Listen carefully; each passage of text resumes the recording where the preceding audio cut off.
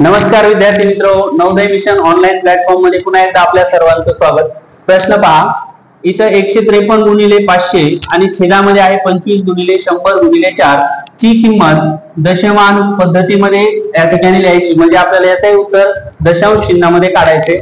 कसं काढायचं पाहूया। सर्वात अगोदर काय करायचं, छेदातले 2 शून्य अंशातले 2 शून्य या ठिकाणी कॅन्सल होतील। इथपर्यंत लक्षात आलं तुमच्या।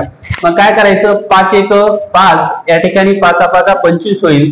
आता या ठिकाणी याला आपण व्यवस्थित मांडून घेऊया। कसं मांडणार, मग 153 गुणिले 1 ने जर 153 ला गुणलं तर 153 उत्तर राहते। 1 नाहीलेला तरी चालतो। म्हणजे आपण या ठिकाणी लिहूया 153 छेदात किती राहिले त्या ठिकाणी 5 गुणिले या ठिकाणी एकच आहे 5 गुणिले 4 5 चौक 20।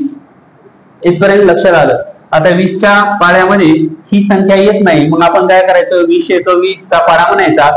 या ठिकाणी 20 स्वतः 140 होईल। या ठिकाणी उरतील 13। तर 20 च्या पाड्यात 13 येतात का नाही, मग या ठिकाणी दशांश चिन्ह घ्यायचं। या ठिकाणी आला 0। आता पहा, असं जर विचार केलं तर ऑप्शन क्रमांक सी आपल्याला उत्तर इथंच लक्षात येते। पण पूर्ण आपण पाहूया। परत 20 च्या पाड्यामध्ये 130 नाही, म्हणजे 20 चक 120 10 होतील। परत 1 शून्य आला आणि 20 पंचे 100। या ठिकाणी उत्तर आपले आलेले 7.65। ठीक आहे, अशा पद्धतीने याला सोडवायचं। व्हिडिओ आवडला असेल लाईक करा, शेअर करा। भेटूया पुढील व्हिडिओमध्ये, तोपर्यंत धन्यवाद।